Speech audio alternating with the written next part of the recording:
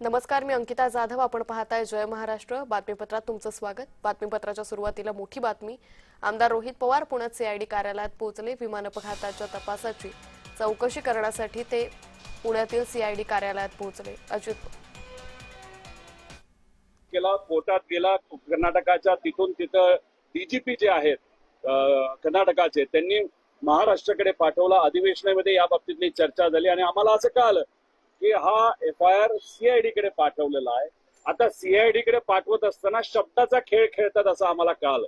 काही पत्रकारांशी सुद्धा जेव्हा काही वरिष्ठ अधिकारी सीआयडीशी बोलले ते म्हणले आम्ही तपास नाही करणार या FIR वर, आम्ही एन्क्वायरी करणार, म्हणजे चौकशी करणार, तपास नाही करणार. म्हणजे शब्दाचा खेळ खरंच काय हे समजून घेण्यासाठी आम्ही आलो होतो. पण इथं दुर्दैवाने कुणीच भेटलं नाही. न खालचे अधिकारी सुद्धा तिथं या विषयाच्या बाबतीत अपडेटेड होते. असं अपडेटेड कुणीही व्यक्ती दुर्दैवाने इथं आम्हाला आढळलं नाही. त्यानंतर काही आम्ही जे AIB नाही तर DGCA बरोबर जे काही पत्र व्यवहार केला आणि DGCA आम्हाला जी माहिती पाठवलेली आहे त्याबद्दलचे डॉक्युमेंट घेऊन आम्ही आलो होतो. याच्यात बरंच काही लिहिलंय, पण एक छोटासा विषय सांगतो. FDR म्हणजे मशीन विमानाचं जे आहे ते कशा पद्धतीने वागलं, त्याचे डिव्हाइसेस कशा पद्धतीने वागत होते, हे कुठे रेकॉर्ड होतं ते FDA.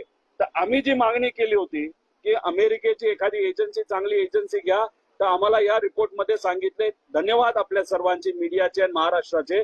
दबाव आल्यामुळे DGCA अमेरिकेची ही जी कंपनी आहे NTSB याला आता याच्यामध्ये घेतलेलं आहे. सांगितलंय की FDR रिपोर्ट डाउनलोड झालेला आहे, फक्त त्याच्यामध्ये कुठेही गोंधळ होणार नाही यासाठी फॉरेन्सिक रिपोर्ट सुद्धा आम्हाला बाहेर असं सांगितलं. आणि त्यानंतर CVR हा जळलाय असं सांगत होते. आनंदाची बातमी आहे, तुम्ही सगळ्यांनी दबाव वाढवला, महाराष्ट्रात तमाम जनतेने दबाव वाढवला आणि CVR जो जळलाय असं ते म्हणत होते. आता त्यांनी सांगितलंय CVR ची सगळी माहिती ही तिथं आता डाउनलोड झालेली. पण शेवटची लाईन बघितली, त्यांनी सांगितलंय की हा सगळा तपास हा आम्ही क्रिमिनल अँगलनी करत नाही, पण उद्या जाऊन कोणाचा ऍक्सिडेंट होऊ नये या अनुषंगाने करतो. असे सगळे डॉक्युमेंट तिथं दिलेले आहेत. सगळ्यात महत्वाचं असं आहे की खराताचा जो अँगल आहे तो अजूनपर्यंत CID हा हाती घेतला नव्हता, त्यामुळे तोही हाती घ्यावा अशी विनंती करण्यासाठी मी आलेलो आहे. आता याच्यामध्ये एक फोटो तुम्हाला दाखवतो. हा आहे अजितदादांचं काटेवाडीचं घर. ही ती विहीर आहे, त्याच्या जवळ एक कोणाची तरी शेती आहे. त्या शेतीला हे एक बकरी मारून आणि पूजा करून हे 28 तारखेच्या आधीच तिथं टांगली होती. आता फक्त हाडं आणि काही थोड्या प्रमाणात मांस हे तिथं आहे. आम्हाला जी माहिती कळालेली आहे आणि त्याबद्दलचं आम्ही नमूद केलेलं आहे, बारामतीचा एक छोटा कुठला तरी नेता आहे जो खराताच्या सातत्याने संपर्कात होता आणि अजितदादांच्या जे काही पक्षातले प्रमुख जे नेते आहेत जे खराताच्या संपर्कात होते त्या लोकांबरोबर काही आर्थिक संबंध या छोट्या नेत्याचे आहेत. काटेवाडी हे जे घर आहे त्या घराचे जे काही आपल्याला पगार द्यावे लागतात, पेमेंट करावे लागतात, त्याच्यामध्ये हा छोटा नेता कुठेतरी इन्व्हॉल्ड आहे असं आम्हाला कळतंय. आणि ह्या सगळ्या पूजा हे काटेवाडीच्या घराच्या बाहेरची आणि तिथं सहयोग नावाचं घर आहे त्याच्या बाहेरची पूजा या छोट्या नेत्याच्या माध्यमातून केली असं आम्हाला कळतंय. आम्ही काळ्या जादूवर विश्वास ठेवत नाही, आम्ही बोंदुगिरीवर विश्वास ठेवत नाही.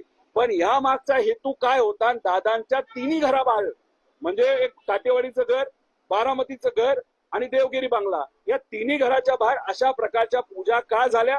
मग खराताच्या अकाउंट मध्ये 27, 28 आणि 29 जानेवारीला उलाढाल का वाढली?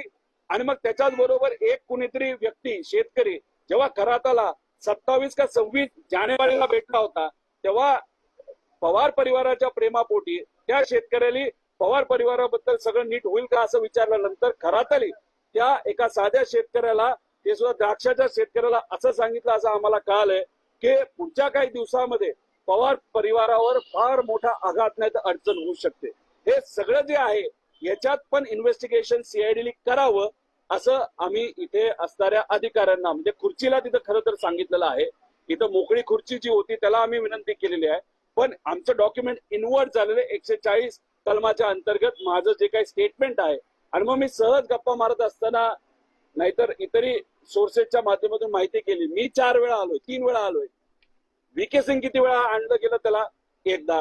रोहित सिंग किती वेळा आला? एकदा सुद्धा आला नाही.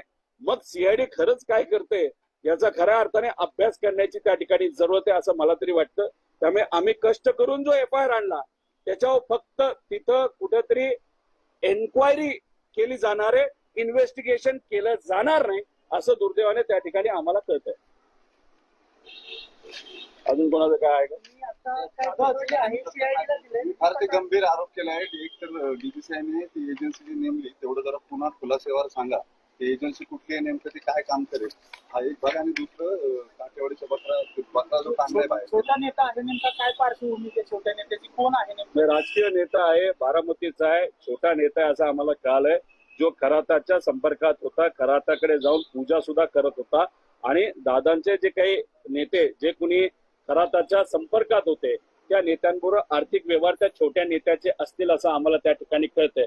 आता आम्हाला जेवढी माहिती कळाली आम्ही सांगितलं. आता इन्व्हेस्टिगेशन पोलिसांनी करावं ना, पण पोलिस तोंड बघून जर इन्व्हेस्टिगेशन करत असेल, सत्ता बघून आणि पार्टी बघून इन्व्हेस्टिगेशन आणि FIR करत असेल तर खरंच दुर्दैवाने एवढे चांगले अधिकारी पोलीस विभागात असताना, कॉन्स्टेबल पासून सर्वच पोलीस विभागाचा आम्हाला आदर असताना ठराविक 4-5% लोकांमुळे दबाव घेतल्यामुळे जे पोलिसांचं नाव आज या महाराष्ट्रामध्ये खराब होतंय हे अतिशय दुर्दैवी गोष्ट असं आम्हाला म्हणावं लागेल. छोटा नेता कोणत्या पक्षाचा नेमका? आता दादांच्याच पक्षाचा असू शकतो असं आम्हाला त्या ठिकाणी कळलेलं, अजून नाव कळलं नाही, पण त्या बाबतीतलं नाव आम्ही काढायला बघितलेलं आहे. आम्ही फोटो सुद्धा बघतोय.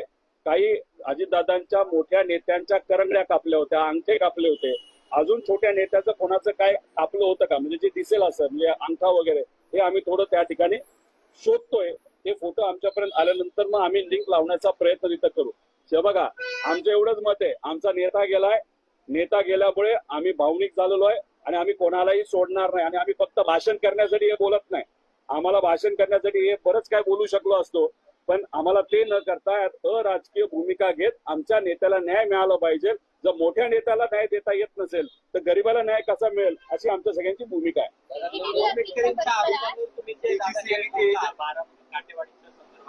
राष्ट्रवादी काँग्रेस अजित पवार यांच्या पक्षाचं पोलीस बोलत नाहीये अमोल मिटकरींच्या बाजूने. माझं तर एकच मत आहे की आता MLC देण्याची वेळ आलेली आहे. अमोल मिटकरी हे दादांच्या बाजूने बोलतायत, तर मला तर असं वाटतंय गरीब माणूस आहे पण अमोल मिटकरींना MLC द्यायला काय हरकत आहे. पण काय झालंय, काही नेते मुलाचं नाव पुढे करतायत, काही नेते पुतण्याचं नाव पुढे करतायत आणि काही व्यावसायिक लोक पैसे पुढे करतायत. आता सामान्य व्यक्तीला न्याय मिळेल जो दादांची भूमिका घेतो का पैसेवाल्याला का पोराला का पुतण्याला न्याय, नेत्यांच्या पोराला पुतण्याला का कोणाला न्याय मिळेल हे आपल्याला बघावं लागेल. मुद्दा तपास आणि चौकशी या दोन शब्दांचा ग्लिच मधला असं वाटतं की अजूनही ऑथॉरिटी प्रॉमिस करू शकत नाहीत की आम्ही इन्क्वायरी करतो आणि फक्त या सगळ्यावरती चौकशी. बघा, एन्क्वायरी म्हणजे कुठेतरी फक्त आपण काय म्हणतात त्याला चौकशी म्हणजे हा FIR आता आलेला आहे. FIRचं करायचं काय, परत तर पाठवता येत नाही कारण तो लिगली आलेला आहे. म्हणजे कर्नाटका SHOनी तो FIR आल्यानंतर तिथं असलेल्या कोर्टाकडे पाठवला, तिथं असलेल्या कर्नाटकाच्या कोर्टात DGP कडे पाठवलं, त्या DGP कडनं महाराष्ट्र DGP कडे पाठवला, त्या महाराष्ट्र DGPने तुमच्यामुळे आणि लोकांमुळे आणि आम्ही अधिवेशनाविषयी मांडल्यामुळे तो आता कुठेतरी CID कडे आलेला आहे. मग आम्ही म्हणतो आता तपास होणार, आम्ही आनंदी झालो की अरे चला दादांच्या बाबतीत तपास या महाराष्ट्रामध्ये होणार. पण नंतर आम्हाला कळालं फक्त एन्क्वायरी केली जाणार आहे, म्हणजे विचारपूस केली जाणार आहे आणि एक छोटासा रिपोर्ट त्याच्या बाबतीतला केला जाईल आणि तो कुठेतरी बारामती मॅजिस्ट्रेट कोर्टामध्ये तिथं सबमिट केला जाईल. म्हणजे हे थट्टा आणि चेष्टाच आहे ना. म्हणजे कसं आहे, भाषण करताना कुणी काय बोलू शकतं, आम्ही ह्याला काढू त्याला काढू, हे शोधू ते शोधू. अरे पण कृती सुद्धा त्या पद्धतीने या महाराष्ट्राच्या पोलिसाच्या माध्यमातून दिसली पाहिजे ना. पण कृतीच दिसत नसेल तर आमचा विश्वास या सिस्टमवर त्या ठिकाणी कसा बसणार हा साहजिकच प्रश्न आम्हा सगळ्यांना निर्माण त्या ठिकाणी होत आहे. DGCAचा एक विषय सांगा, एजन्सी नेमकी नेमकं काय काय करणार आहे ते आणि काय काय झालं. आम्ही जेव्हा हा मुद्दा मांडला होता की DGCAवर आमचा विश्वास नाहीये, अजून सुद्धा नाही, सगळेच अधिकारी खराब असं नाही. AIB त्या एव्हिएशन मंत्र्याच्या खाली काम करणारी एजन्सी आहे DGCA सुद्धा, आणि एव्हिएशन मंत्र्याचं कसं लिंकिंग आहे हे मी सांगितलं. मग आमच्या सगळ्यांची मागणी होती की मग युरोपची एक एजन्सी घ्या, अमेरिकेची एक एजन्सी घ्या, आता NTSB USA ही एजन्सी अपॉइंट केलेली आहे. कशासाठी केली? आता technical advisers from Bombardier, Honeywell and Federal Aviation Administration FAA to participate and assist in this investigation as per the relevant standards of ICAO Annex 13. म्हणजे आपण प्रेशर टाकलं, आपण हे मुद्दे मांडले, त्यामुळे आता काही झालं तर एवढं प्रेशर टाकल्यानंतर काही ना काहीतरी ऐकावं लागतं. त्यांनी ते ऐकलेलं आहे. तर त्याच्यामध्ये ही जी अमेरिकेची एजन्सी आहे ती जो ब्लॅक बॉक्स आहे त्याच्यामध्ये एक मशीन आणि इक्विपमेंटचं रेकॉर्डिंग करणारं डिव्हाइस असतं, त्याला FDR म्हणतो. त्याचा तिथं इन्व्हेस्टिगेशन आणि अभ्यास केला जाईल. त्याच्याच बरोबर CVR ज्याच्यामध्ये आवाज रेकॉर्ड केला जातो, जळला असं ते म्हणत होते, पण आपण दबाव टाकल्यानंतर आता म्हणतायत की नाही नाही डॉक्युमेंट आहे, तर त्याचा सुद्धा अभ्यास ही एजन्सी त्या ठिकाणी करणार आहे असं उत्तर आम्हाला इथं DGCA मधून मिळणार आहे. पण काय लिहिलंय? The final investigation report will contain all the finding and will issue safety recommendation to avoid recurrence of such accidents in future. म्हणजे DGCA आणि AIB हे उद्या ऍक्सिडेंट होऊ नये या हेतूतून फक्त हे इन्व्हेस्टिगेशन करते हे आम्ही म्हणतोय. आणि ह्याच्यातच आमचा अजून एक मुद्दा आहे. 2023 जो ऍक्सिडेंट झाला ह्याचा काय या महाशयांच्या कंपनीचा VSRचा, तर त्याचा अजूनपर्यंत 2.5-3 वर्ष झालं रिपोर्ट नाही आला. तर हा रिपोर्ट कधी येणार? आणि अजून एक गोष्ट बघा, हे तुम्हाला आश्चर्य वाटेल, अनेक जे महाराष्ट्राचे कॉन्ट्रॅक्टर आहेत ते या महाराष्ट्रामध्ये 1 लाख कोटीचं देय असल्यामुळे तिथं आंदोलन करतायत. त्यानंतर अनेक शेतकऱ्यांना तिथं योजनेचा लाभ मिळत नाही म्हणून ते त्या ठिकाणी आंदोलन करत आहेत. त्याच्याच बरोबर विद्यार्थ्यांना वेळेवर जे स्कॉलरशिप आहे ती मिळत नाही. VSR ला जानेवारी 2026 दादांचा ऍक्सिडेंट 28 ला झाला, त्या दिवसापासून आतापर्यंत म्हणजे जानेवारी, फेब्रुवारी, मार्च 145 कोटी रुपये हे VSR ला त्यांच्या अकाउंटला दिले. त्यानंतर म्हणजे जानेवारीचं बघितलं, 27 जानेवारीला 15 कोटी दिले एक दिवस आधी. 28 जानेवारी म्हणजे अजितदादांचा ऍक्सिडेंट सकाळी झाला, अख्खा महाराष्ट्र भावनिक झाला होता, तेव्हा या VK सिंगला कदाचित बक्षीस म्हणून म्हणजे ऍक्सिडेंट केला म्हणून बक्षीस म्हणून 2,81,00,000 रुपये दिले, 9 कोटी. त्यानंतर 29 जानेवारीला 16 कोटी दिले. म्हणजे दुसऱ्या दिवशी जेव्हा अजितदादांचा तिथं अंतविधी चालू होता, सगळे मोठे मोठे नेते तिथं येऊन काही प्रामाणिकपणे भावनिक दृष्टिकोनातून नाराज होते, भावनिक झाले होते, आणि काही नुसते येऊन तिथं नाटक करत होते असं आपल्याला म्हणावं लागेल. त्या दिवशी 16,88,00,000 रुपये त्या VSR ला तिथं दिले.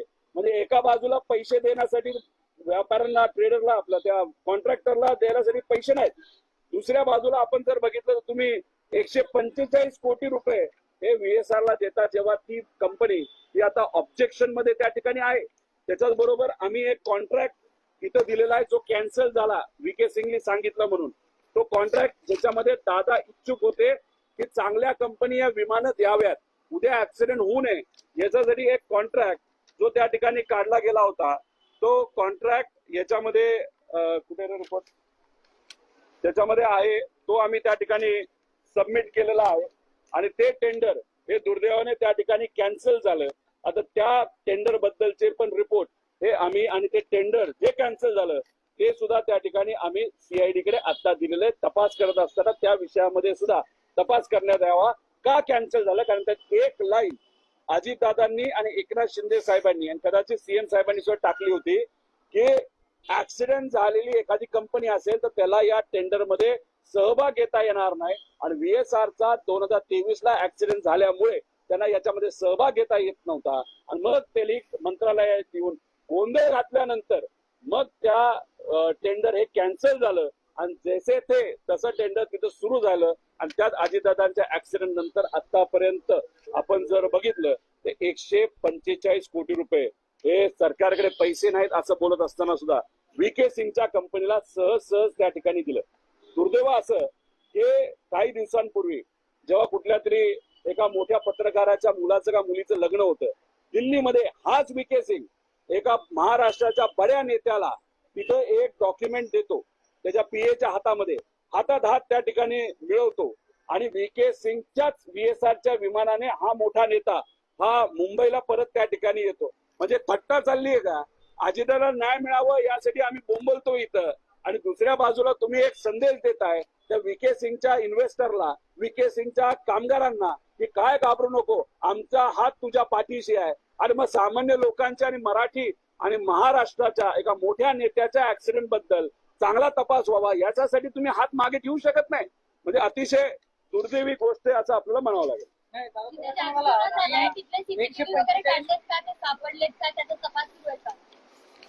हे सगळं आम्ही CID दबाव आल्यामुळे आता अमेरिकेची एजन्सी तपासात असल्याचं रोहित पवार यांनी म्हटलेलं आहे. अजित पवारांच्या तिन्ही घराबाहेर संशयास्पद पूजा का झाल्या असा प्रश्नही त्यांनी उपस्थित केलेला आहे. तर बारामतीच्या छोट्या नेत्याच्या सहभागानं पूजा झाल्याचा रोहित पवारांचा हा दावा आहे. तर खराबच्या खात्यात 26, 27, 28 जानेवारीला उलाढाल का वाढली असाही प्रश्न त्यांनी उपस्थित केला.